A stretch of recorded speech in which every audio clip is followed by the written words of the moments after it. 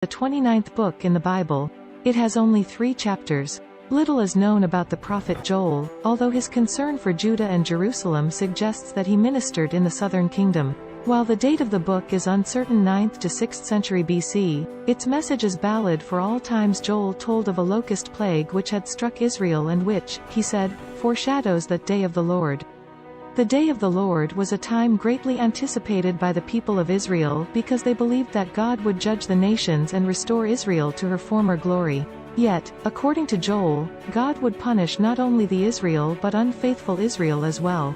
He urged everyone to repent, and told of a day when God would pour out his Spirit on all flesh in chapter 2 verse 28. That day arrive on Pentecost in Acts 2:17. Have a blessed listening to the book of Prophet Joel.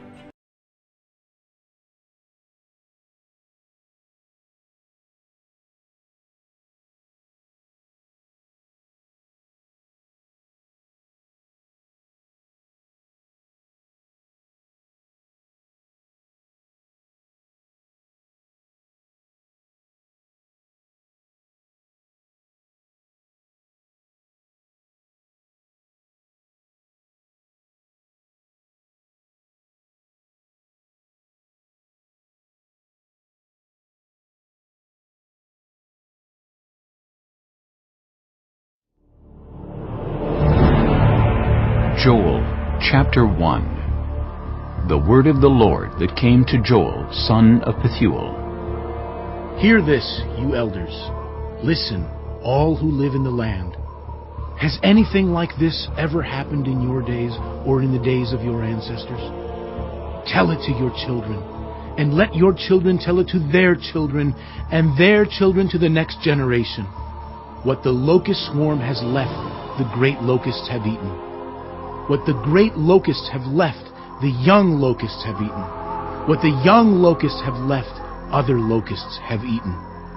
Wake up, you drunkards, and weep. Wail, all you drinkers of wine. Wail because of the new wine, for it has been snatched from your lips. A nation has invaded my land, a mighty army without number. It has the teeth of a lion, the fangs of a lioness.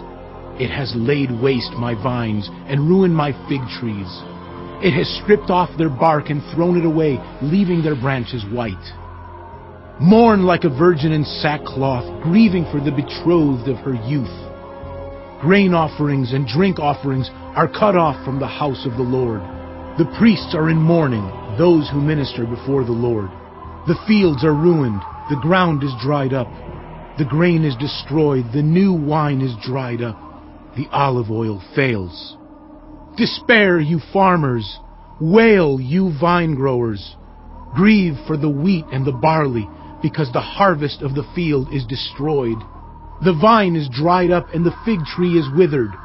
The pomegranate, the palm and the apple tree, all the trees of the field are dried up. Surely the people's joy is withered away. Put on sackcloth, you priests, and mourn. Wail, you who minister before the altar. Come, spend the night in sackcloth, you who minister before my God. For the grain offerings and drink offerings are withheld from the house of your God. Declare a holy fast. Call a sacred assembly. Summon the elders and all who live in the land to the house of the Lord your God, and cry out to the Lord. Alas for that day! For the day of the Lord is near. It will come like destruction from the Almighty. Has not the food been cut off before our very eyes? Joy and gladness from the house of our God? The seeds are shriveled beneath the clods. The storehouses are in ruins. The granaries have been broken down, for the grain has dried up. How the cattle moan! The herds mill about because they have no pasture. Even the flocks of sheep are suffering. To you, Lord, I call. For fire has devoured the pastures in the wilderness, and flames have burned up all the trees of the field. Even the wild animals pant for you. The streams of water have dried up, and fire has devoured the pastures in the wilderness.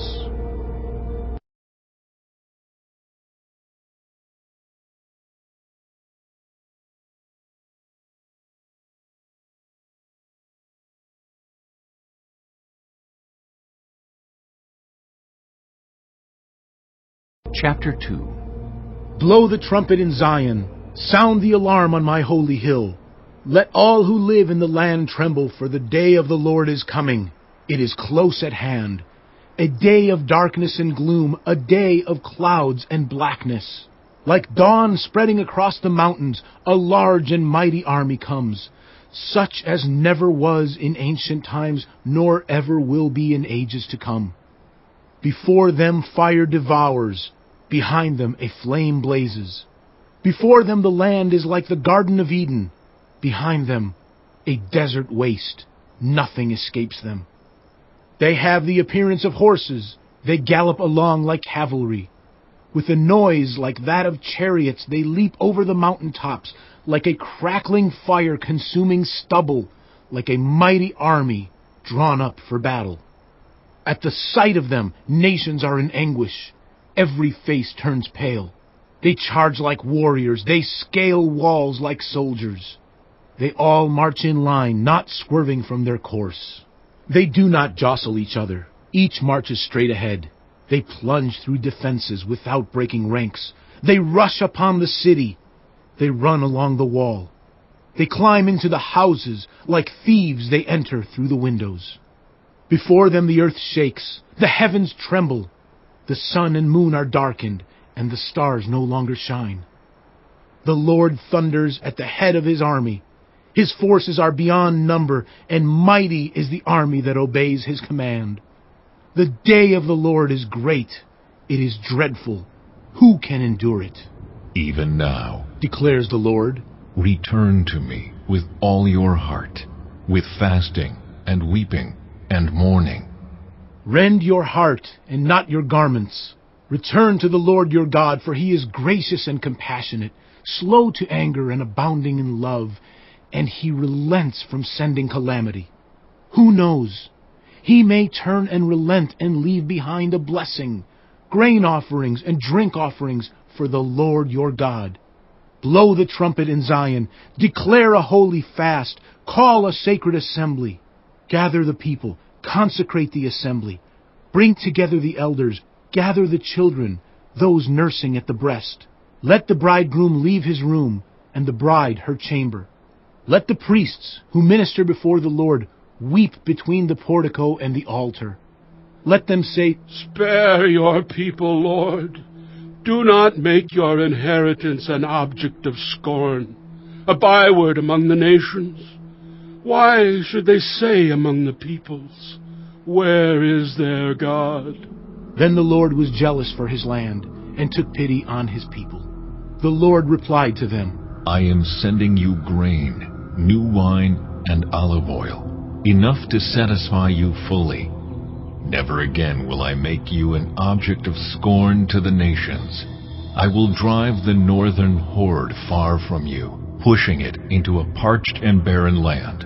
Its eastern ranks will drown in the Dead Sea, and its western ranks in the Mediterranean Sea, and its stench will go up, its smell will rise. Surely he has done great things. Do not be afraid, land of Judah. Be glad and rejoice. Surely the Lord has done great things. Do not be afraid, you wild animals, for the pastures in the wilderness are becoming green. The trees are bearing their fruit.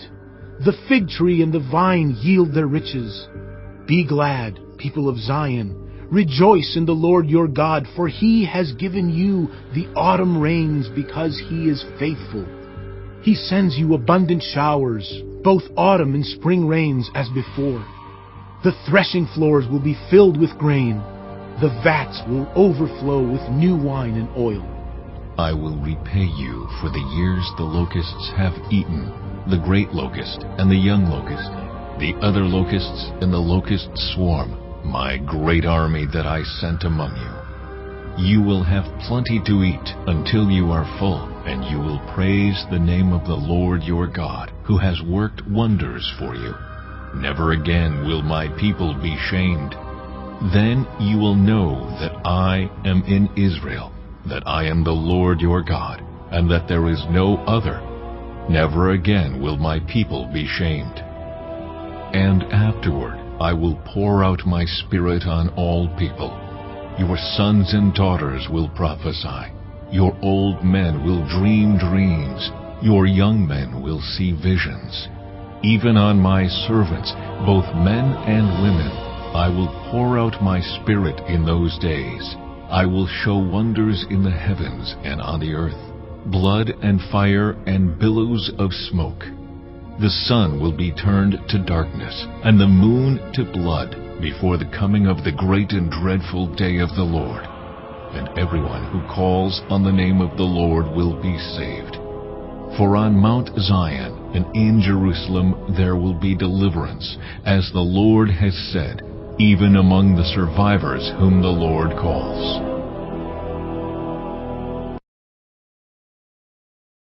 Chapter 3. In those days and at that time, when I restore the fortunes of Judah and Jerusalem, I will gather all nations and bring them down to the valley of Jehoshaphat. There I will put them on trial for what they did to my inheritance, my people Israel, because they scattered my people among the nations and divided up my land. They cast lots for my people and traded boys for prostitutes. They sold girls for wine to drink. Now what have you against me, Tyre and Sidon, and all you regions of Philistia? Are you repaying me for something I have done? If you are paying me back, I will swiftly and speedily return on your own heads what you have done. For you took my silver and my gold, and carried off my finest treasures to your temples. You sold the people of Judah and Jerusalem to the Greeks, that you might send them far from their homeland.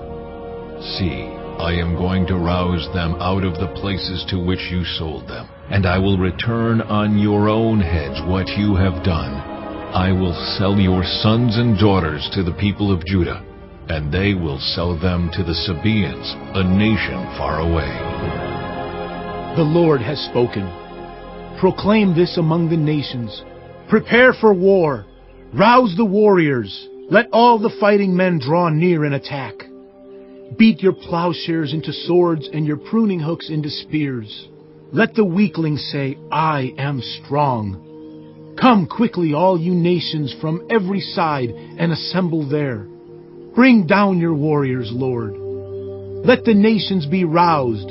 Let them advance into the valley of Jehoshaphat, for there I will sit to judge all the nations on every side.